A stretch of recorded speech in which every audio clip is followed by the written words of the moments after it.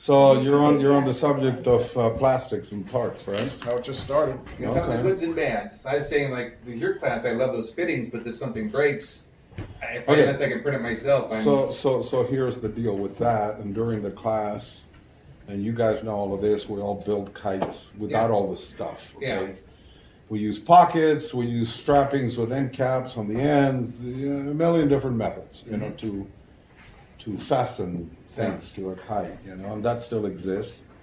And for those who know how to operate a drill press, I still do a lot of parts on the drill press. I have a milling machine vise, which can spin things in every direction, so I can drill an angle, so I can turn. You can literally turn your drill press into a milling machine. Yeah. Okay, the only difference is, you know, or lathe, you know, instead of being horizontal, you're vertical. So I've done some Zooms with the South Americans, Argentinians, Chile, Peru, all these different countries, and where I sit in front of the camera and demonstrate part making. Yeah. And so I have made parts made from wood that look no different than an ABS part. It just has to be the right wood. The problem in South America is finding oak dowels. Okay, very hard. I've painted them, colored them with marking pens, spray or whatever. And I asked the Zoom group, can you all, you know, and I've showed it live to people, can you tell me which one is the wood and the plastic? Very few people can tell. You know, they're well sanded, they're well painted, they look the same with the same bevels, the same thing. So wood can be your friend. If you have wood dowels available at your local hardware store, you can make plugs with that. And of course, a multitude of parts that already exist that you can get from molded parts. So that market is all still there. It has not disappeared for those who don't want to fabricate. Okay. Now the 3D thing is not a perfect science. You know, to say that there's been no incidents or problems with the fittings, that would not be true. Okay. Everything takes discovery in the beginning. So we've had parts break. We figured out a different plastic that works better for that application. And at the moment, of course, I'm working directly with him all the time. We're designing stuff all the time together and so forth, like the sliders that you guys like so much and many, many other parts. He's got good control of the science of the plastic from testing with different things all the time. What works, what doesn't. He's made parts for everybody. Some of the parts that he made for that beautiful Tetra system that, you know, the birds, the blue birds for Scott, some of the parts were breaking. And we were talking about, some people may know Lindsey Johnson out in Oregon. Okay, I thought everybody knew who this. Okay, Lindsey Johnson. May not know, from Phantom Star Kites. Phantom Star Kites. Yeah. We've had issues with some of the parts with some of the kites the last time I was here with the Canara. I had a couple of them break in Fano, which is where I presented that particular kite the first time, and then brought it here. We replaced the stuff. We sent people new parts. Other people have contacted him directly, you know, instead of going through me, and it's all the same. Yeah. And it's constantly finding solutions. So a lot of times it's, oh man, I got a printer, I'm going to start doing this, I'm going to start doing that. My good friend Manuel from Chile, you know, who came and spent 2 weeks with me, and I basically taught him how to build fabric kites. He's an amazing paper kite maker. You know, he's taken the traditional volantin and he's got artwork on them that's just out of this world. And I saw that work and I said, oh man, this guy's going to catch on really quick. And we've been family since then, but he got a printer. He got a little excited. He's very impulsive anyway, but even after I said, wait, you know, get the printer, it's going to be a learning curve. It's going to take a long time. He's very good with programming. He's got that part down. I said, yeah, but there's more, a lot more to it. It's not just loading a file. It's the plastics, you know, how is this thing going to work? So all those who are willing to make all those mistakes before presenting them to a workshop, if that's what you're going to do. I mean, I can tell you the 3D printed fittings save an incredible amount of time. You can see the difference between riveting those pieces on there as opposed to sewing a strap and then the cap and then covering the stitches so it all looks good. You know, that's got aesthetics involved. There's no aesthetics involved in this other than just slapping that part on top of that surface. We're done. Yeah.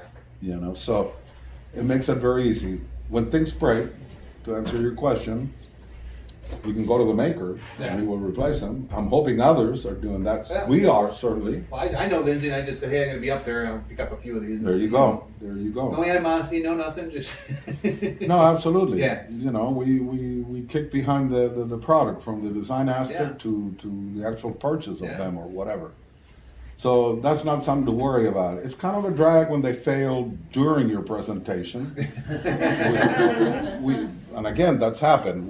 I did a workshop for Maryland Kite Society with a bee, which is the difficult kite to begin with to fly and this and that. But there was a few failings, not breakage, but fit, which made it difficult. So we made it work. I made it work. I got in the middle of it and started framing a lot of the kites, seeing that these parts worked and went through, so another example of imperfect science right there, so were we doing that all over again today? Yeah, sure. We'd be testing things a little bit more, and rightly so. There was other people there, who make parts and said, who made these? And some people were less impressed with the whole thing, but hey, that's the way it goes. When you work with odd stuff, you got to take a chance and just go for it and replace things afterwards. If they fail. Yeah, we did. There's such cool stuff you can do with it, though. I took a class from Chris Hansen, and he's got those parts that taper at the edge where you can actually sew. It's thin enough you can sew through. So his pockets and end fittings, you just literally sew into the edge binding, these little plastic fittings and stuff. He used those in the Astroglide class here a few weeks back. He just sewed those plates on. I was aware of that. Those are really cool, and some other stuff, and the stuff you had. And that gets rid of the two-part male-female rivets, So you just sew around the edge of that and you're done. It's really good, really good. What's the most common cause of the failure? Is it the type of the plastic, or is it the structure of the fitting? A combination of both. Both. So what sometimes looks so simple, maybe the center of gravity of that part, maybe the pressure to that part is not what you think it is. And so sometimes the same recognition that we pay attention to a structured, a heavily structured kite, particularly cellular kites, we gotta know, where the load is, what you can get away with the sparring and the amount of pressure that thing is going to take, and the fittings and the support system also have to support that. So if you wonder why an end cap broke over there or a T broke here, well, there's different pressure, there's different things going on in that particular part of the kite, and combined with the bridles. Yeah, so Bridles is huge support. You can solve a problem with a bridle. True. So, but in general, my philosophy is, and I've said it a million times and I've written about it, we try to build the lightest possible structures combined with the bridles. That Vieto that was sitting there has no cross sticks. It's like 1500s for spines, very small. And the same thing, the cross sticks and the corners are supported by another little arm. It's a perfect truss, it's a grid. You don't need to put huge sticks on a kite like that and add all that weight. You just don't. You got all those bridles. You got that huge cascade of things coming off of there. That's your support right there. There's no pressure. Nothing is ever broken on that kite ever. And a lot of people ask, how come you don't have the classic X that an Edo kite has? Doesn't need it. Doesn't need it at all. Well, doesn't it twist? I said, no, because of the bridles. So it's like a carpet, and it can twist. And sometimes when you're going up and you get a slack in the line, or you release, or you get a bumpy wind or whatever, for a moment, until those bridles catch on, you'll see one corner on the bottom in particular, because that's the looser part of the kite, do that, So you can build with small sticks, and particularly when there's a lot of them, combined with the bridles will give you all the support that you need. So when someone comes and looks at something, they say, oh wow, this thing's totally overbuilt, man. How come such large stakes? Or, There's only one bridle point. Yeah, you don't need it. So those kind of mechanics and that thought process of observing what's going on when you fly your kites and so forth also comes into the picture for the fittings. the faceting devices that you use. What, and that's a learning curve.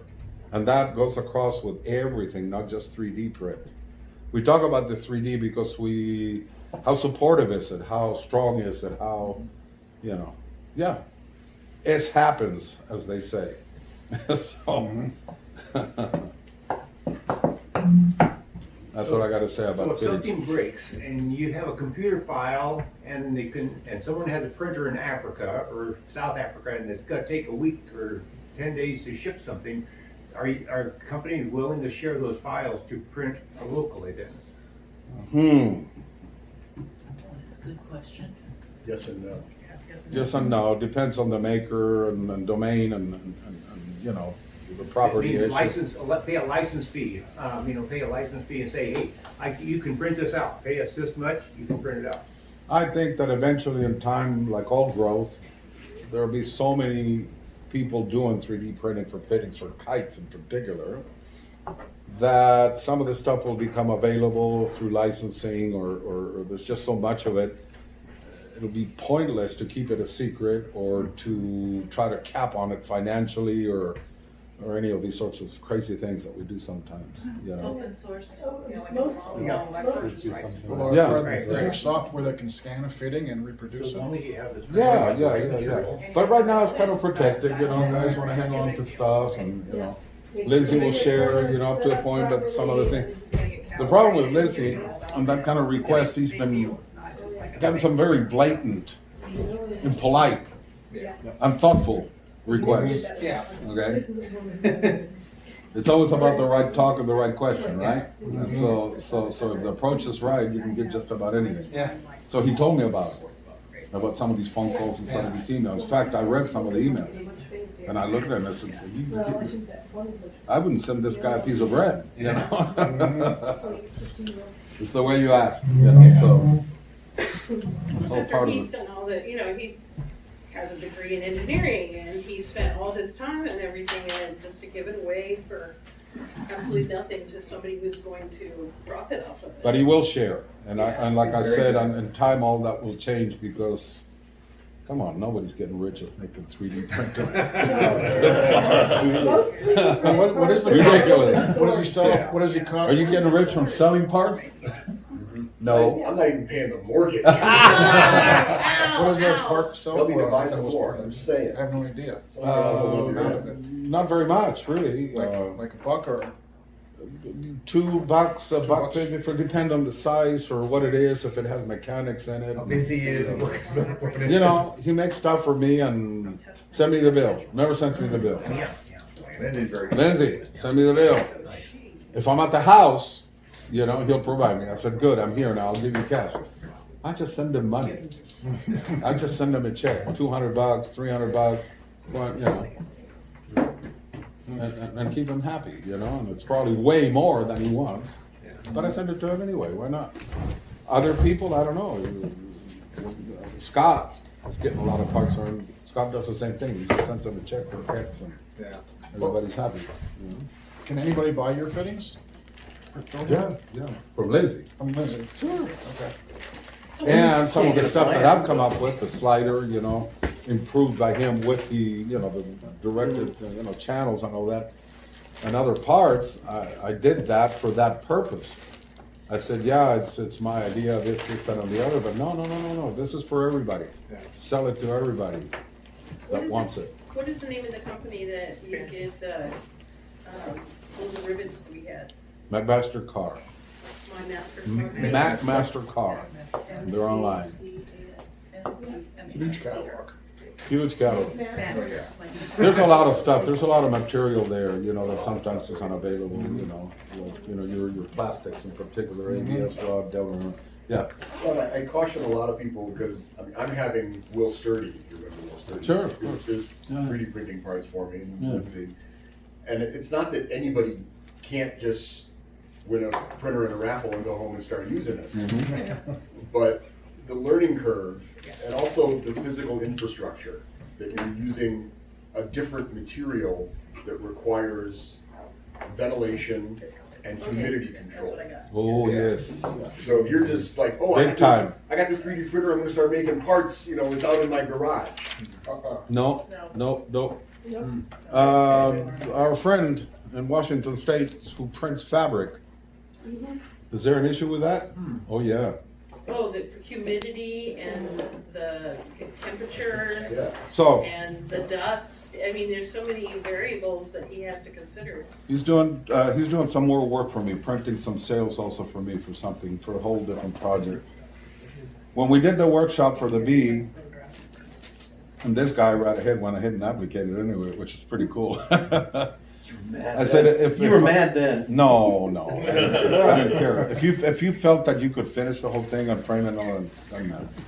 And so I said, man, this is cool, but if people have to cut all of this and applicate this, then we're never gonna finish this in this class.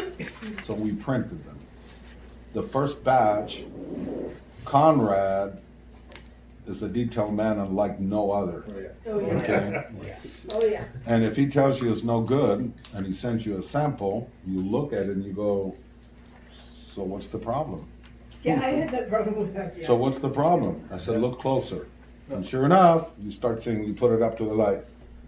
So he sent me 2 or 3 of these bees, uncut, you know, in the fabric, and sure enough, you know, that would be unacceptable. You guys would have not liked that. And so he does the next batch, and all of that had to do with temperature. And what was going on in his studio, where he does this. You know, and so there was that issue. So it's just like with the parts, you know. And of course, when I got the actual batch, most of you guys couldn't tell. A lot of you were asking which is the front and which is the back. How perfect is that when you can get a print where you can't tell the front from the back? Yeah. I mean, wow. He does a good job. I still got a couple of those samples and I can't tell the difference. You know, so yeah, so that temperature thing that Phil's talking about and the environment in general is really, really important. And even the machine, I mean, your machine, just like a printer at home, your machine prints out and it isn't always perfect. That's right. That's right. All right, so next subject. What? Questions? What's the most challenging thing you've experienced in the new kite that you're building? Good question. Price. Price to build it? Yeah. I'm not speaking, not just as the person who sells you the stuff, but the guy who makes it. The prices have just gone up for everything. Mm-hmm. And I know people are saying, I can't afford to build. I can't afford to make a model before I make the final version. Like I have to get it right the first time because I can't afford more parts. Especially something really elaborate, you know, something big or highly structured kite Yeah. that requires wrapped sticks and, you know, and the fittings and, ooh, yeah, that could get expensive. Very expensive. Any comments on that aspect? Is anyone having, number one, finding the materials and finding cost? I think there's Initiative. some new sources out there that we haven't experienced. What was the company that you got your? Ottertex, and I bought something from him and I was like, before I start this kite, did I do okay, you know? I was kind of nervous whether to use that untried company. Right, and I think there's some new companies, you know, certain companies didn't make it through COVID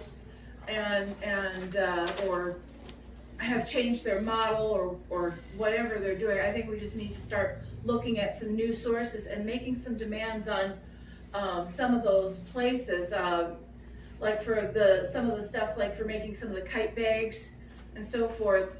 It's been difficult to find the pat cloth and the cordura that I want, and there's a place out of Seattle that I've been working with, and another place out of California.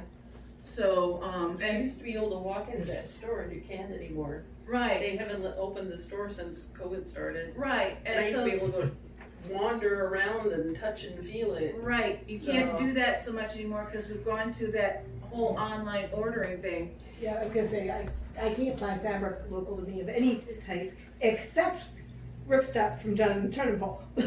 Right. You know, and, well, I have a local source too, but all of his crap is 30 years old. So I don't want it. But, cause he's trying to pawn off the stuff on me. Well, there's some good colors from 30 years ago that you can There's, get. but also it I've was got quite a not, few of them collected it was from not people well that now. stored, let's put it that way. I was gonna say, the only, I'm talking not just kite fabric, but other fabrics, all we have is Joann's and a quilt shop. Right. And John Tenenbaum, that's it. We used to have, So Like, finding you can go- finding those sources and sharing those sources, I think, is becoming more and more important in this kind of community. And, you know, I think we need to start doing that, and how we go about doing that, forums like this help, getting things onto, the UMake webpage, onto, into videos of other kinds, into, you know, other kinds of lists, so that we have sources. I think it's just, Bainbridge and, was it Challenge?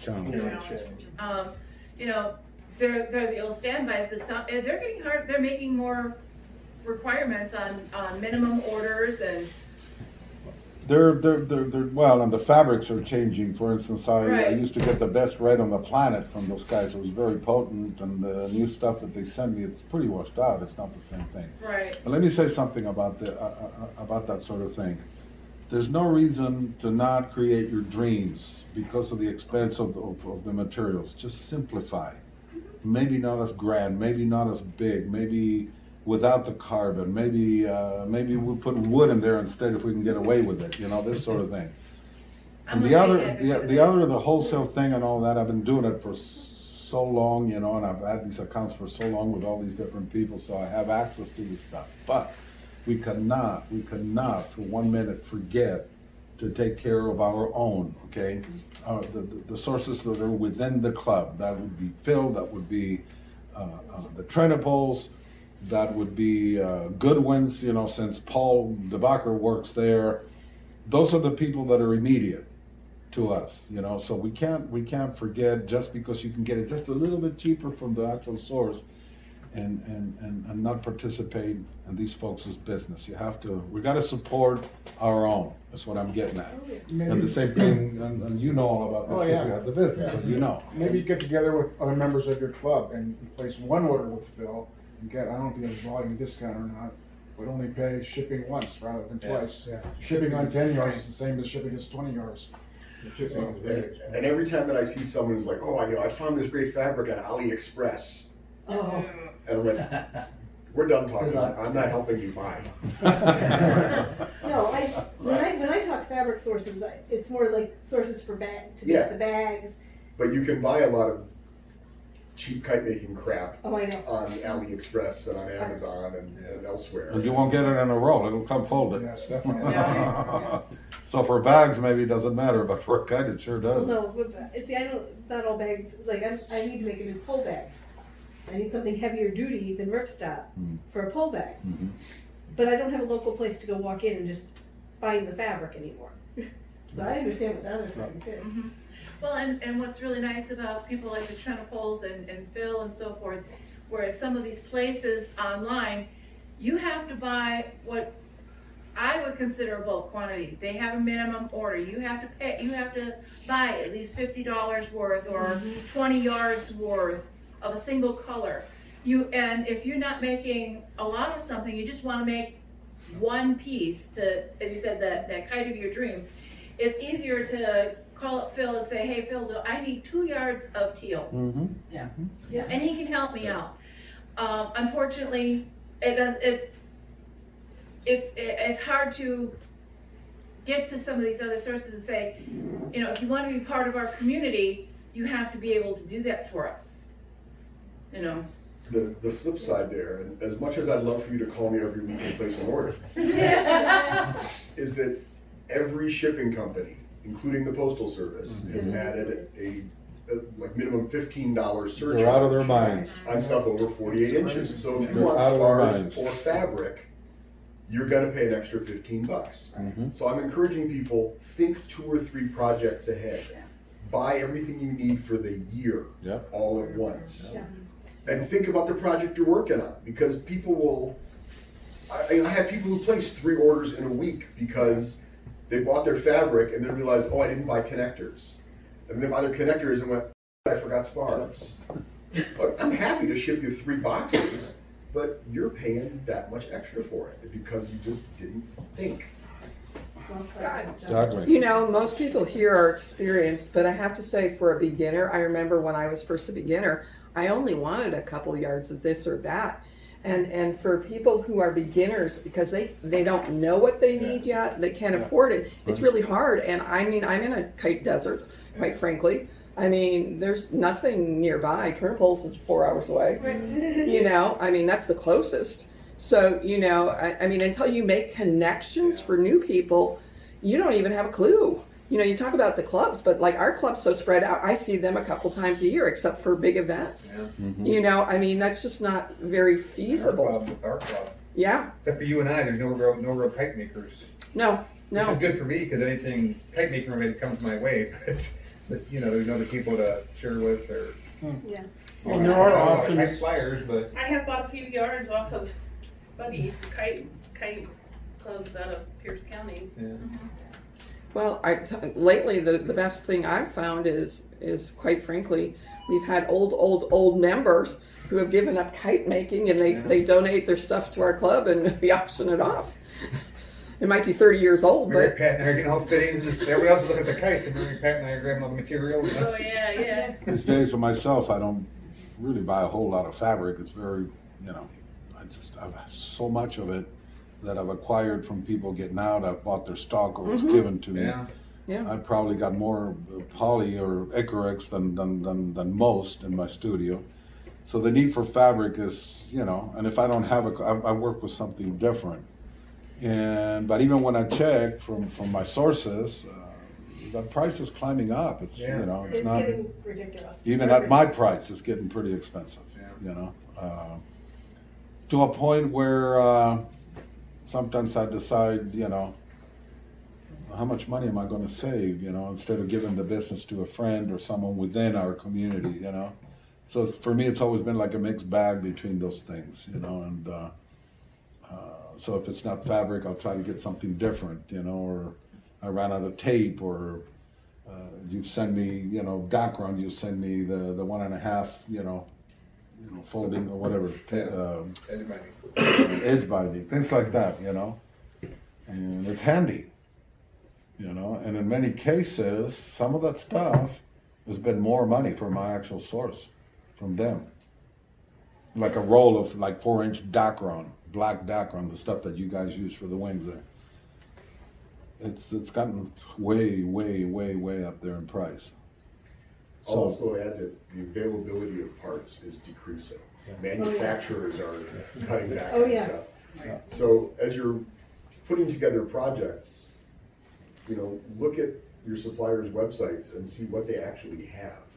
Yeah. I remember Deb Lenzen a few years ago did her project at the Maryland Kite Retreat, and it all was based around 180 carbon spars with knocks. Well, I can still get the 180 spars, but those knocks don't exist anymore. And I called about 4 archery companies looking for them, and they all said, no, we don't make them. And I have to go to Deb and say, it's a great project. I can't give you the parts for it. You have to modify what you're doing. Correct. John Tremble and Bill have been working on replicating some parts John needs for stuff he's doing for himself. Sure. I've Because seen he them. can no longer buy the parts. That was, I think, part of why he bought the third 3D printer, and then he decided it couldn't keep it at the office, and I'm like, you're not keeping 3 at home. Folky's telling me That's that how it wound up in the auction. he can't get FSD end caps anymore because the guy who makes them has retired. To just Yeah. we wrote So you make them on the drill press. How many 6mm do you want? I'll Well, send them before Bill work. has a press too. That's why he Oh, was. come on, seriously. 50. Okay. You take the size of your plastic or wood, you cut it the length you want, you put it in the chuck, You know, you he's lightly doing it. tighten it, you take the vise and bevel it and clean it up, turn it over and do the same thing, then drill your appropriate holes. Yeah, You're but done. John wanted like 50 of something, and that was why Bill was looking at the 3D printer. Same thing with a knock. You can take a larger knock or small with a little tiny. Same thing, you take a heavier file and you put somewhat of a point in it. And the blunt end, leave a little bit of a blunt end, and then drill it, and then take your scroll saw and cut the slot in it, and you have a knock. So, yeah. But yes, the shelf parts are disappearing.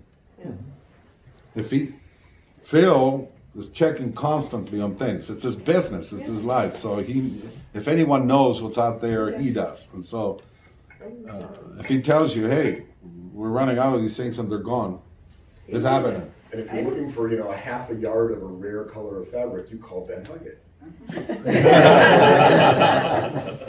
I've got some too. I won't sell it to him. I've got some too. I've managed to collect one bit of fabric in odd colors or whatever.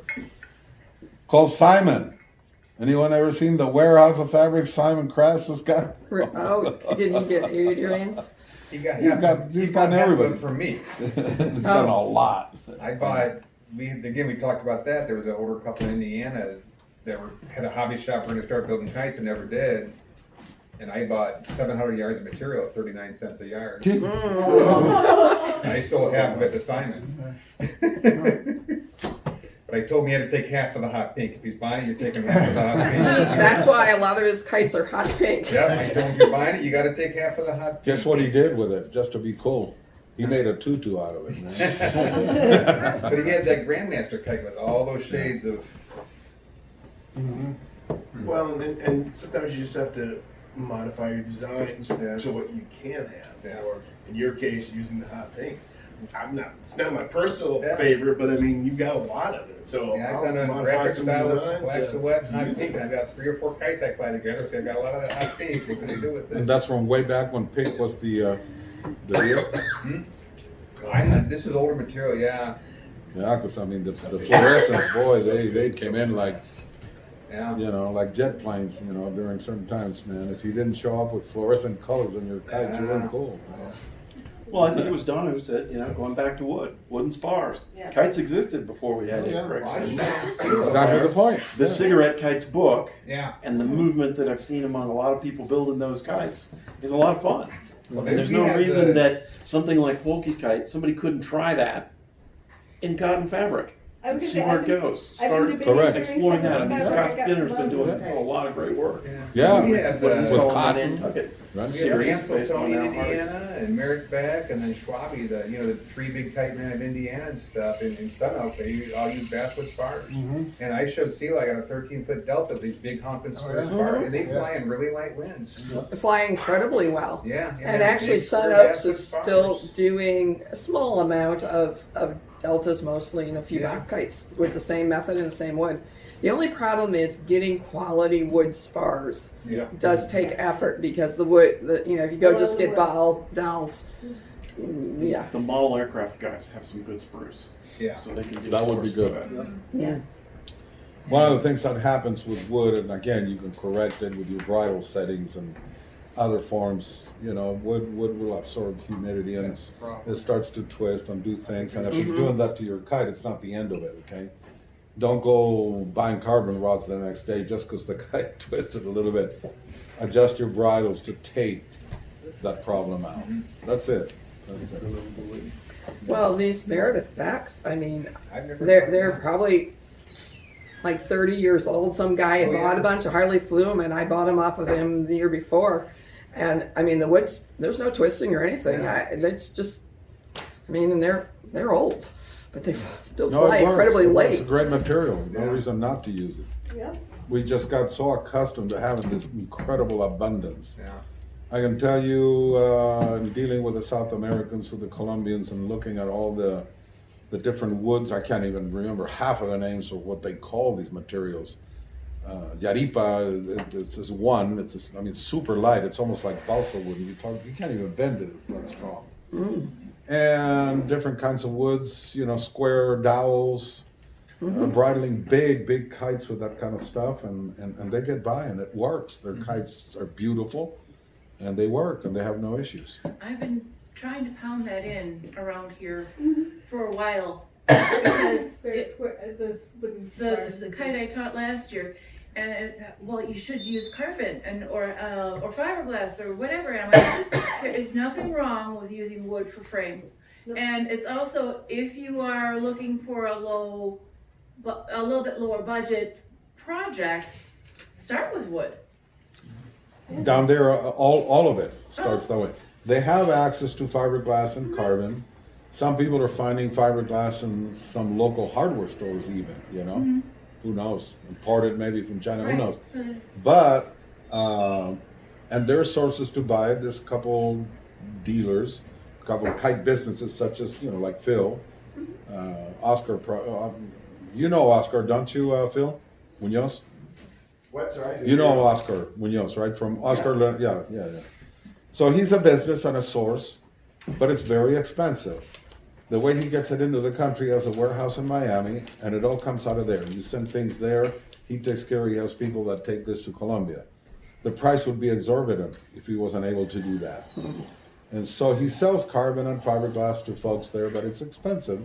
And yes, there's plenty of Colombians using these modern materials, but the majority is still wood. One thing with wood, I do a lot of woodworking, and you can take a lightweight wood and use a hardener. I don't know how many are familiar with this, but there are compounds you can use that you can maybe not treat the whole wood, but if you have a notch that's something that's fairly delicate, you could dip that into a hardener and it will soak in, and it will make that notch or that very small piece that would be rather delicate otherwise much harder and much more durable than it would be otherwise. So a hardener can be used, and a lot of woodworkers do that on some wood pieces. A tree fell. That would come in handy, you know, and if you make a T-fitting out of wood, that takes a lot of pressure. Right. End caps, you know, things like that. If it's hardened. Yeah. Are there particular kinds? I would have to look up and find what I could do some research on this, but the group I work with, they oftentimes do that. And like some people make like duck calls, and they take a nice piece of wood and they soak it in something that then absorbs, and so then you can mill it and very precisely, and it polishes up wonderfully, and it's much, much harder than the raw wood itself. Yeah. But you could, but for a delicate piece, if you didn't want to add weight, you could just take something that might be delicate and dip it and let that absorb, and that would harden that notch or the small fitting area. Volker, tell us a little bit about the situation in Europe when it comes to materials and availability and what people are doing. Same thing. At the moment, after Phil, for this workshop, I try to get some split knocks, say 50 or something. I could only get 20. Yeah. The rest, they will not fabricate, manufacture these anymore. So I have to switch to some other split knocks. And prices, as Phil said, explode. Yeah. So I'm sure you're familiar. Volkenstürmer, you know, Linau, Jürgen Linau, is that still in operation and with the same abundance of materials available? Fabric, spars, fittings? Yeah. Same thing with Vleeghahop in Holland? I didn't. Not familiar? Okay. Just curious what's going on there with that. It was always abundant every time I'm there. It was there. I always brought cool stuff from there, fittings and load the bag, take an extra bag, bring Yeah, it. we go to Ben on the ball. You see the guys on the beach and stuff. You see just an interesting fitting or a centerpiece and stuff. It's like I don't know what I'll use it for, but I don't think I can get that easily back home. I'm gonna a couple of those up. Dimension fabric. It's one of my favorites. Kind of hard to get. I've gotten it in Australia and of course in Germany. You know, able to put it in the kite bag and bring a bunch of it, or as much as I can back. Beautiful colors. Yeah. So I got a question about travel. How do you travel international with kites?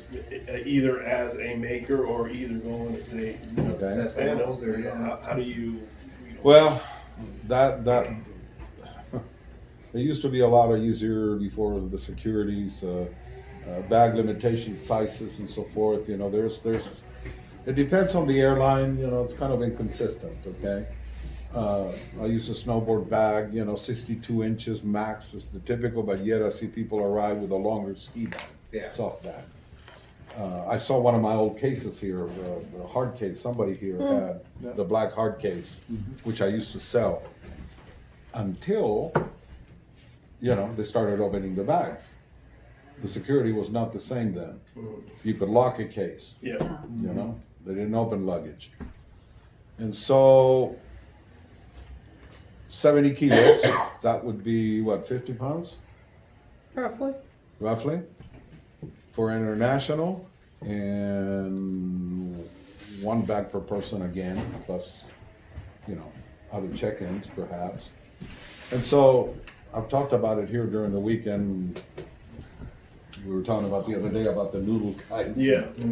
Kites that travel well, I call them one-stick kites. You pull the spine out and you're done, and you can pack them quickly.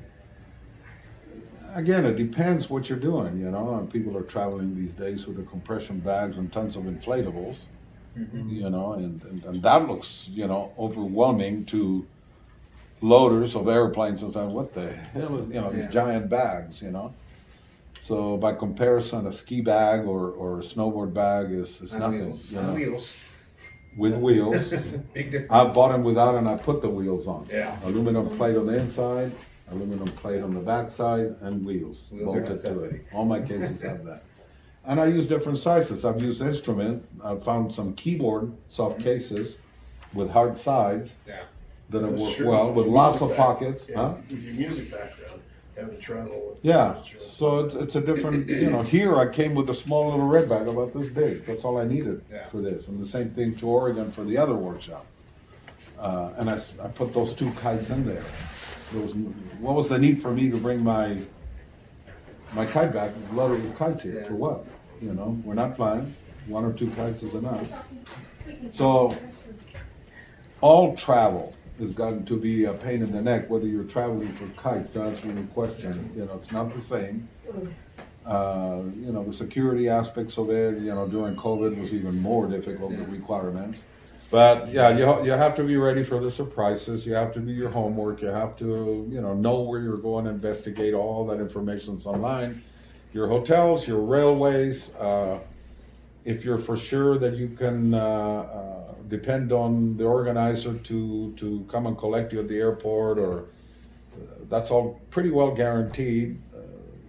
Don't worry about it. Otherwise, find out what trains, what rails, what buses, what this, taxis, the system of that city, and how you can get to the event without the organizer or anyone looking after you. So that's all part of travel. But the kite stuff, which is, I think, more how do we do it? What kites, what do we take, right? Is that more like the relation of your question? You can take all the same things that you take to every festival. Just, the weight, the same as domestic, I also look like, I go to Fano every year. I don't take my light wind stuff to Fano because I'm wasting my time. You look, what are the conditions? They usually have light winds, they usually have loud, heavy winds, decide what you're taking. Well, that's a consideration, so Yeah. to take that even further, you take a little bit of everything just in case. Yeah. Because I've seen everything at these, Yeah. everything, high wind, low wind, no wind. And if you want to be part of the show, you bring something that you can fly during each of those moments. Physically, I take all my stick kites and I put them in one big bundle. So I take my stuff and I make it one big mass inside the bag. That stuff all is one big mass is less likely to break something than have all your stuff. Or something, maybe you have some spectacular kites, but they require a hard hat to put them together, and by the time you finish assembling it, and the festival's over. Jokingly, I say that. Cellular kites have a tendency to do that. There's a lot of sticks, and they take a while to figure out what went when, and even if you built it, sometimes, if I were to pick up, I still remember how to assemble. I'm the only one that can assemble bobby kites anymore. I get calls all the time. Because we use similar techniques, so I can still, but sometimes one of mine come in front of me and I'm sitting there scratching my head. I'm like, do that. what the hell was I thinking? What's this? Because things have changed. Things advance, you find different techniques, different ways of doing things, and you try to simplify and take all that stuff out of your kites. So it all depends on how much you want to work, would be more accurate to what you want to take to that festival. Any other questions on travel? How do you travel with a sewing machine to something like this? Carry on. What? Carry on. Carry on? I don't know how many times fast 1222 and carry on, they don't bat an eye. And I have a bag, so if they can't put it in the overhead, I take it out under my arm and I carry it on the airplane. Well, and I've done workshops out of the country, Yeah. many, okay? But I would never dream of taking the sewing machine. I make sure that someone can bring it. Yeah. I'm not the one sewing. I'm the Well, one right, presenting. right. So unless it's a sewing technique or unless it's, you know, one of my the way I put things together where I actually physically need to demonstrate it, I only need that sewing machine for a minute, you know, so. Or you borrow one from a friend. Borrow one from a friend. Borrow one. Try one from somebody local. The other option is if you are in contact with the organizer Yeah. of the event, and they are willing to do it, you can ship stuff in advance. Which I've done with the whole kite bag, just get Right. rid of it. I offered that to you this year too, because you had already taken care of those. Yeah, no, it was Details, done, but I mean- it was kinda late. Yeah, but I mean, that's another option. It's like, anything else. My son's getting married, he's in Maryland. I wanna help decorate and all that sort of stuff. I'm gonna ship that stuff ahead of Yeah. time. Oh, yeah. That's just a lot of guys. Last year, I had Robert Brassington kits in December. He mailed me all my kits for the last March. He was worried about them getting lost in the way. He just kind of mailed to you like, yeah. Last year at AK, they had a sewing workshop in a local club. They all brought their sewing machines for everybody to use. I'm going to at Fort Worth, and I told them to me a machine I could borrow, and I said, yeah. So I'm just doing one class, and like for here, Linda knows I have extras, so she's bringing extras. One of the fears that I Somebody often forgot one, have, Linda provided one. Yeah. you know, with the kites, well, if they don't get there, they get there the next day. On the way back, if my stuff doesn't arrive, they deliver it at home. So we're done with the whole thing, so it doesn't matter. What's concerning to me, if I'm there 3 days ahead of an event, there's a leadway time to get the bags or go to the airport or have them delivered or whatever. Yeah. In a workshop situation, which I've done 3 just almost back to back, it is kind of a worry with the way things are nowadays with stuff getting there. So, for instance, for this workshop, the sticks were in the little short red bag that I was describing, and my tools were in there. But I put the sacks with all the parts in the bag that's on the plane with me. Mm-hmm. So all the parts, you know, so if anything happens and we can't put the sticks on right away, well, they'll get there. We just can't do it the first day. But most of the times, all that stuff is with me on the plane, you know, in case it doesn't make it through the system, which can happen. So shipping way ahead of time, your entire workshop with a lot of time, because Yeah. stuff happens with that too. Yeah. FedEx is not perfect, UPS ain't perfect, Yeah. and the post office even less. Yeah. So, you know, so when you're preparing for these workshops, make sure that you're done with it all, your Yeah. preparation, whatever it is, parts, pieces, sticks, you know, all that stuff. A good 2-3 weeks before your event, you know, so you have plenty of time for that stuff to get there. Yeah. And if it gets lost, it can be traced, and so you don't have to start all over again. So that's related to travel as well. It's a big game nowadays, man. I'm telling you, it's like juggling, you know. 75% of the time, I bags at least 7 hours late, or a day late, or 2 days late. Yeah. And I know Cat and all those guys, they've all had, Nancy and Larry Crablin last year, you know? So, you know, for this one, it was in my mind all the time, even though I had most of it with me. I'm thinking, okay, so what if that red bag doesn't come, you know? Then I'm with Ed, you Yeah. know, we go home, now we have to go back to the airport maybe that day, or I leave an address to get it shipped here. That stuff wears on you. Yeah. It really does, you know, that you have to think about that. You get on a plane with your wheelie carry-on, your Yeah. standard little bag, and they tell you the plane's overbooked, or you're group 7 or 8 or 9. So by the time group 7 gets on the plane, there's no bins left. So now they want to take your bag. That's pretty safe because it's still going on the same plane. Yeah, at that point, you know, it's at least. gonna When be you okay. check it at the airport, that's another story. Yeah, yeah. Okay? I will So- never forget it, and this was many years ago, a trip where we traveled with 3 generations and every adult woman wound up without a suitcase for 4 days So before they showed up. before you do that and you give up your luggage in any shape or form, think about what's in it Yep. and change it. Yep. Move one from another. The things that are going underneath or on another flight for that matter, you know, that stuff is with you. And I did that for here. All the Yeah. kite parts, everything Yeah. was with me. I wasn't gonna let go of that. And with kites and stuff too, if I'm going on a trip or something, I lay all my kites out and take a picture of them, because you try and do with the airline explaining, you yeah. have this, this, and this in it. I have all my kite, all my kite bags laid out, this is the golf bag, all this stuff, this is the soft bag, so at least with them, you can say this was, you can give examples of what it was, just trying to deal with them and explain what it is and the value. Yeah, how do you value the kites you've made?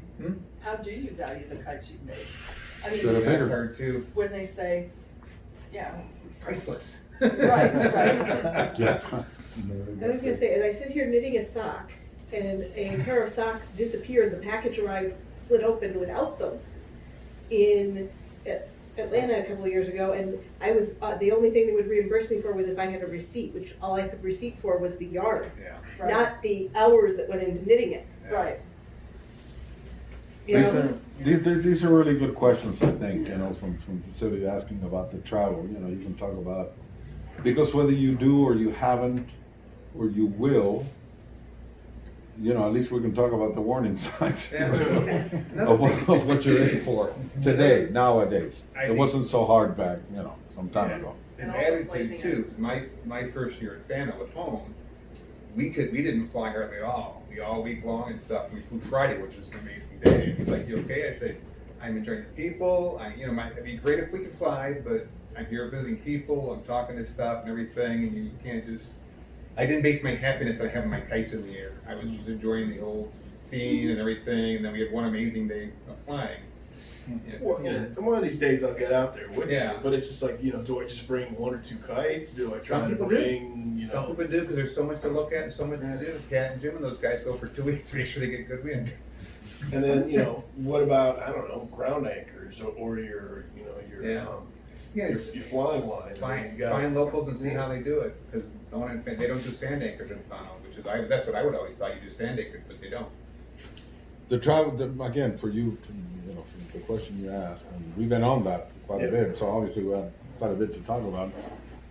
That's a learning curve too. Yeah. Just like the construction, everything else that you do with kites, the Yeah. travel thing, and getting smart to all these guys and learning the airline games, not putting up with them, not telling you that this thing was overbooked, knowing what the rules are. This business of giving you food tickets, or we'll give you $300 and put you on the next plane. If you know what the law is, they actually owe you more like $1,500. Yeah. Yeah. Okay, and they think most people don't know this. So if you get smart to this kind of stuff, you can get out on the next flight with $1,500 more in your pocket. Yeah. Okay, I- so don't be so quickly with the perks and accepting everything these people tell you. They are trained to say no. They are trained to say no. When it's weather, you can just about forget it. Yeah. And it's Guy. mechanical, Yeah. they'll try to get out. And if you insist, if you stay to your, you'll get what you want. And for a lot of, you don't travel, you don't know these things. So if you plan to do kite festivals and get out of your zone and get out of the car and travel by plane and stuff like that, yeah, these are some of the things that are gonna come up and be faced with, Not always. I'm not saying it's unpleasant to go by plane, but it's certainly not as much fun as it used to be, or one might think it is.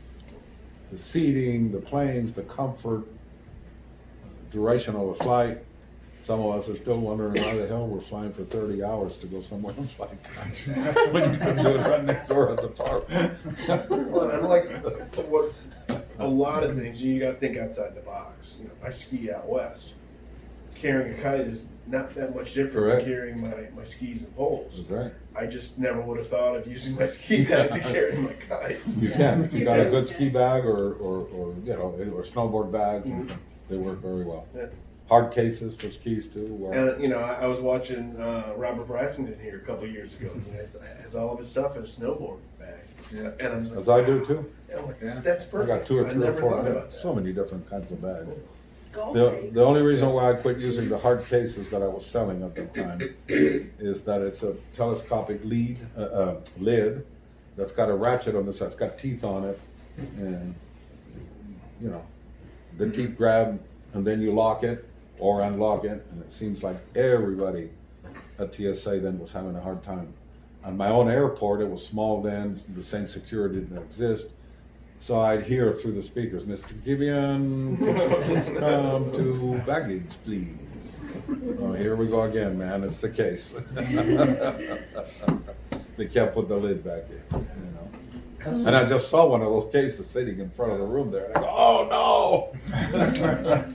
One of those Customs again. can be tricky also. Huh? Customs can be tricky also. Oh, sure. Yeah. Linda Sanders sent me a roll of paper this big around, this long, or, you know, for her banners, all the patterns. And I kept calling customs at O'Hare. It took a full week for them to look at paper patterns, because it doesn't look like paper patterns to them. Yeah. Your bag, and you get to your destination, you go to customer service, baggage customer service, and they say, "Don't worry, we'll get it there. We'll ship this." No, you're not listening. I always say you're not listening. I don't, you know, what they're talking about is putting that bag in FedEx. I said, I don't want my stuff in another system. I just want my stuff. The stuff needs to be at my destination tomorrow, so you have to do it. And sure enough, Yeah. if you're very specific about it, they'll deliver it to that destination. I've had people from DTW delivered my house. They would have delivered it here, you know, if something was missing, because that's what I asked. But if you don't say anything, oh, okay, no, we'll have it to you as soon as we Oh, can. yeah. I mean, if you don't need it, okay. FedEx But- drops big things from the curb too. So I am not a FedEx fan right now, because they, as I said, they like to drive, you know, just slow down and throw the package out the door. And, Yeah. and. So there's so many little quirks, you know, about what you should be, you know, aware of, you know, with all this stuff, you know, getting your things there and getting them back, and, you know. How you book that ticket, you know, with the layovers. When you're coming back, if you're coming into Chicago, but you're connecting to the east, to west, or south to Florida, or to New York, or whatever, how long is that layover? Yeah. Say the ticket with a 15-minute layover and tell you it's You're blank. not making it. You're not making it. Oh, everything's late in Chicago. The You're not short making layovers you're not gonna make, and your luggage definitely won't make. But the Oh, yeah. long, what I've learned over the years is the really long layovers, if it's like 4 hours or more, the luggage doesn't make it either. You'll make it. Sometimes, yeah, no, that's You're happened. more likely to lose luggage on a long layover than. I got it 1 hour in Dallas on the way back, and I know Dallas, you know, I lived there for some time and seen everything from rain to tornadoes and buildings disappeared, all kinds of stuff. I tell you what, if a thunderstorms are nearby and lightning starts, the whole crew, I mean, I've never seen a tarmac clear out that fast. Oh, yeah. You know, we're sitting there watching, where's everybody at? I mean, there was thousands of people around that airplane, gone. So everything comes to a halt, you know, so I did the unthinkable here. 1 hour, well, 1 hour is not too bad, providing everybody's on time. Dallas is huge, so if my departing flight is coming out of one terminal, they're basically round. It doesn't take that long to go from one point to another. But I'm almost positive that from here, I'm gonna get on that, what at one time was a new tram that went all around the airport.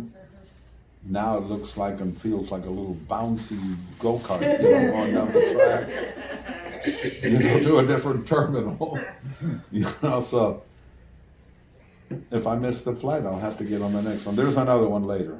I'll just arrive later, you know, so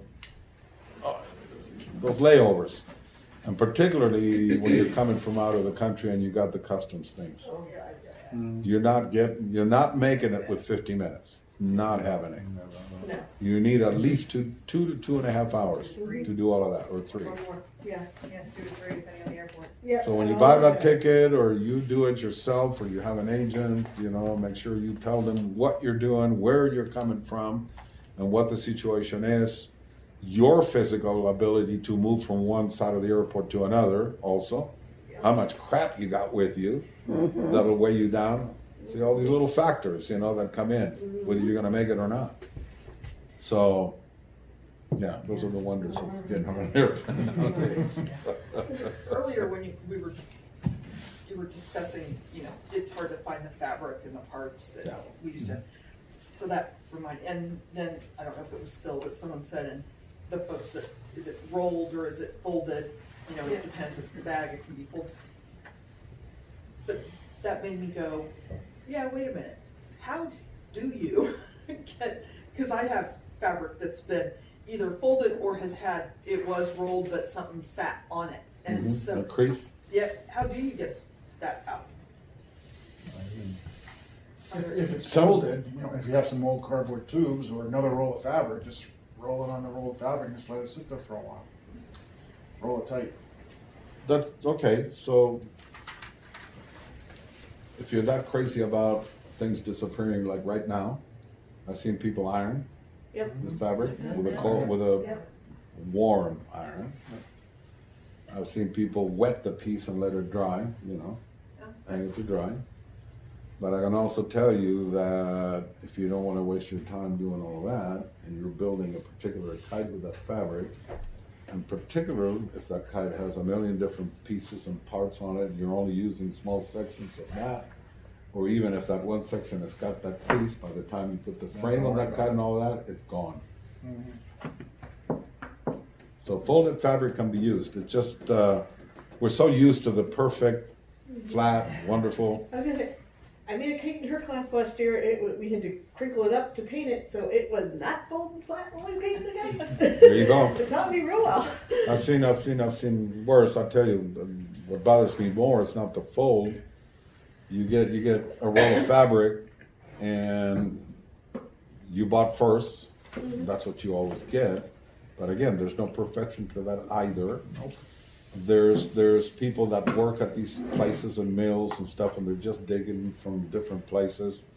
It doesn't, you know, a guy could make a mistake and go to the seconds shelf and grab something for you, and suddenly you order and you're getting a second. That can happen. It's a human thing, you know. So there's no perfection there either. Or you get a first, or what you're accustomed to getting as a first, and you trust that it is, and so you put it on your shelf. You go to building a kite, and once again, you're still not paying attention.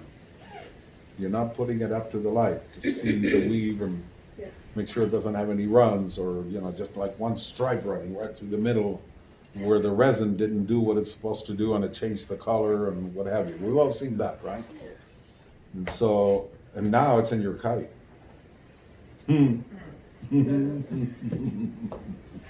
Now this ugly thing is running through your kite. It's a design challenge. It's a feature. All right, so we were talking about the mark of a craftsman, right? Turn it into a positive. That's right. How do we fix that? What do we do to cover? And we all know how to fix holes, you know. We can put a design on top of that hole and then do the same thing on this other side, you know, so it all looks like it was intended to be that way. You know? You can do that with defective fabric too, even if it changes your design a little bit, you know. I wound up with black stripes down a place that was not intended at all. At all. And then I looked and I said, hey, you know, that's not too bad. And no one said a word. Like, what's that black line doing there? Sometimes I think you put it there on purpose. Correct. So that's the whole idea, is to make things look like it was not an afterthought. Yeah. Covering the tracks. Yeah, the thing with the folded fabric is not that big a deal, you know. We don't like it. We prefer to get it in a row. But if you're finding fabric from Ali or anywhere from China, it's folded. It comes in a box folder. What other subjects is there? God, we've covered. Try what else? No.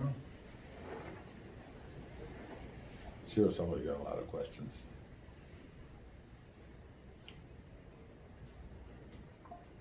Any more? If there's no questions, I don't know. What kind of lights are available that are really, really lightweight? If you really want to have like nighttime and lights, what works well that is really light? If you're Where's flying Glenn? small kites. Yeah, we're fun. Yeah, where's Glenn?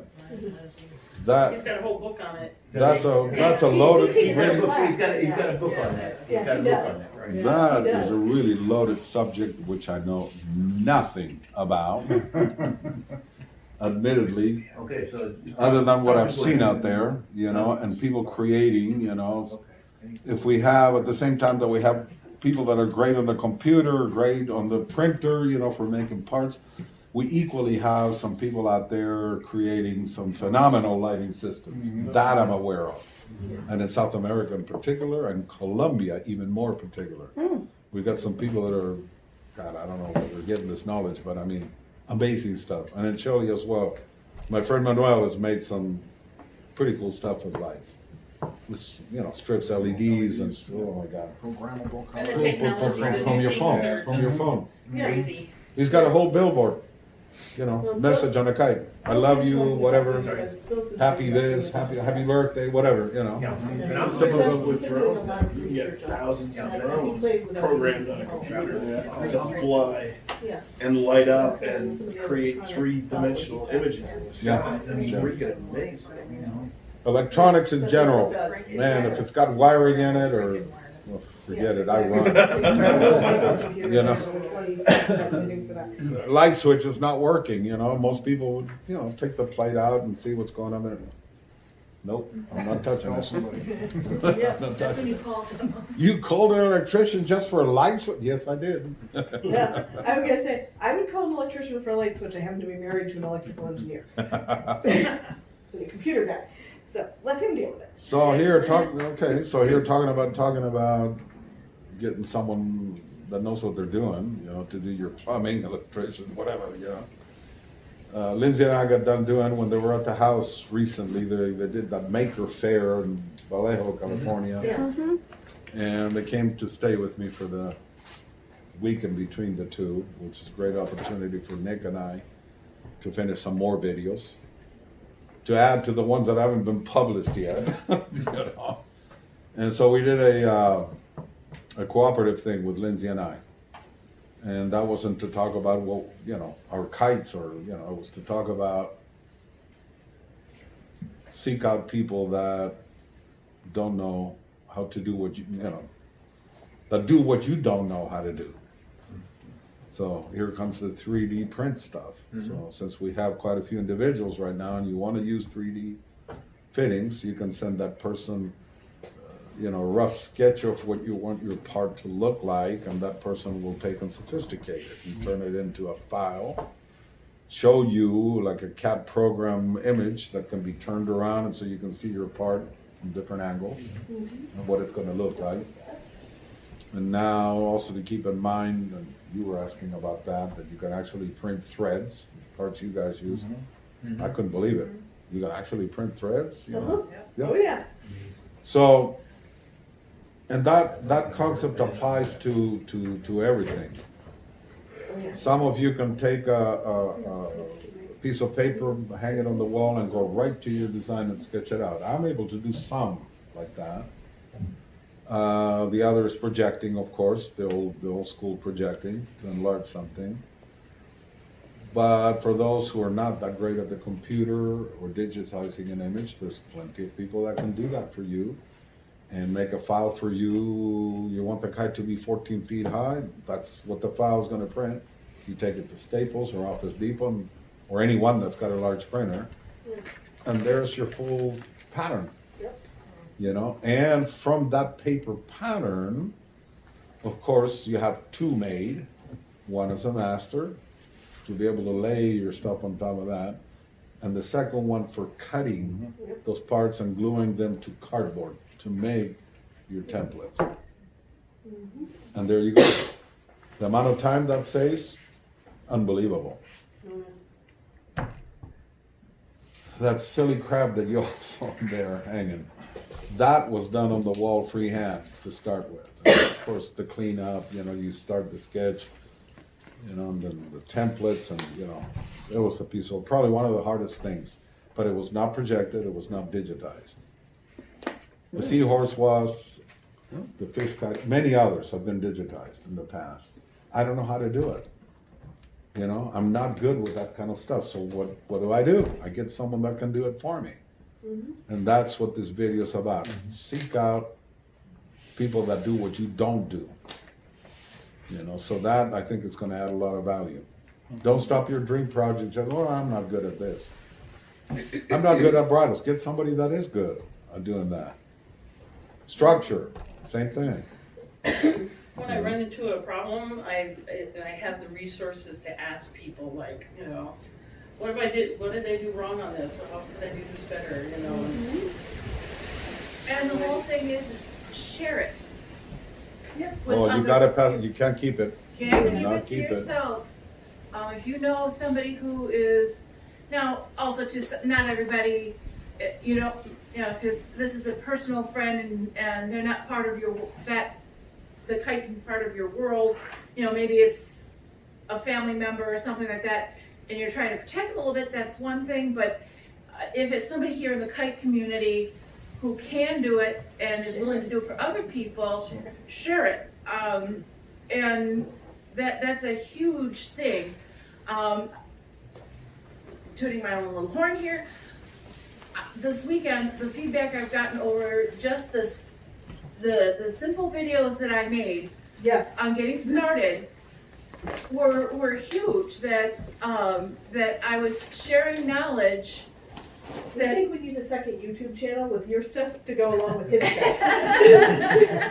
We were having a conversation about that the other day. Well, yeah, and that kind of thing. I stepped out of my comfort zone. I learned how to do something that I don't know how to do. I don't know how to make videos. I don't know how to edit them. I don't know.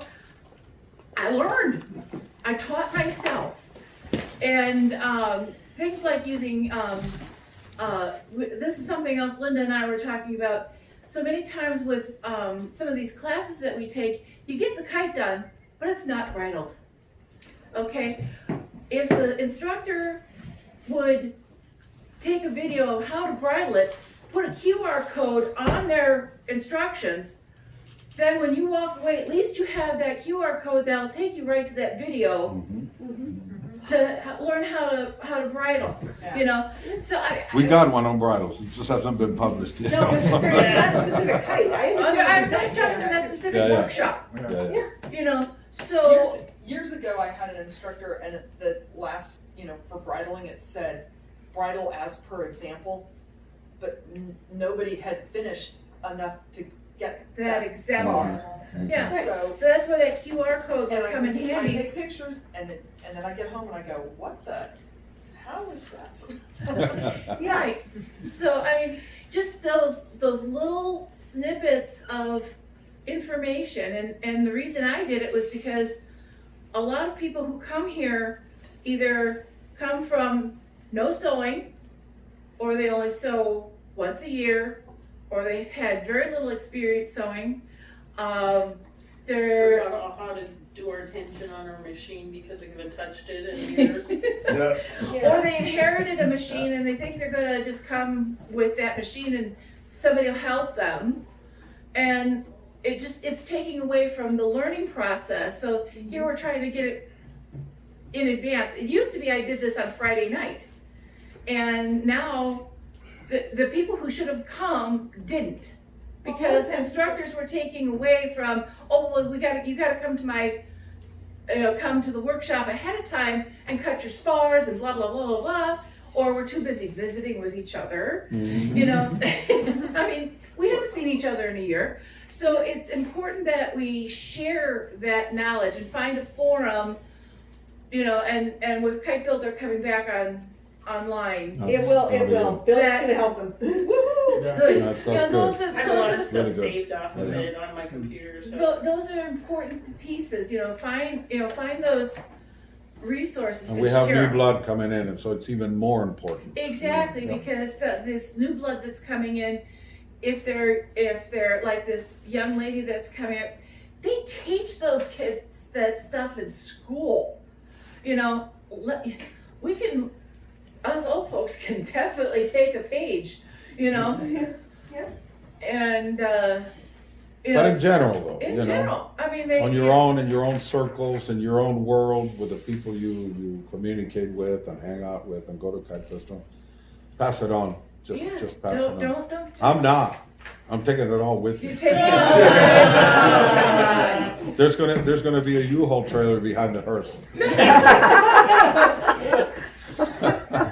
But that I'm was kidding. I'm kidding. that was the nice thing, and a shout out to Steve when Kite Builder Forum was on there. I mean, just asking the question and have so many people across the world just jump in and say, "Hey, this is what works for me," or "Hey, have you tried this?" Yeah. And even now on Facebook, the same have it. concept. Yeah, Yeah, it I still think it's active on happens. Facebook and. Yeah. I think that was Where, you know, in a perfect world, you could just put in, say, Astroglide, Kite, and then everything would pop up. But you got to do a little bit. You got to answer that question in whatever form you're at. But I mean, I've found the knowledge base of just asking the question and the people responding very, very helpful. You know, I had very few, if any, negative comments going, you know, what he's doing versus, hey, did you try this? Hey, what about this? You know, I mean, on Grant, if Grant doesn't know, he Yeah. asks somebody else, and then, you know, then the next couple of days, I'll have an answer. And figure it out I from wanna, there. I wanna get Kite Builder back online so AI can scan it. Yeah. And you can have it. That AI stuff scares me. Some of the Get back biggest online crimes are so I being don't committed give nowadays. this time. But it's good. Like It's plans good. I It's don't good. It's have. good. I missed the Kite Builder forum because I had so many people when they said, "Oh, how do I build kites?" I just sent them, You're on check there a lot. out these build-alongs. I go, Yeah. you know, Yeah. the questions are asked, the step by step. If you have a question, someone's asked it, Yeah. the answer's there. So, Well- well, just having that to send people to. Not that I don't mind helping people, but it's just was It'll such be a good- back. Yeah. Yeah.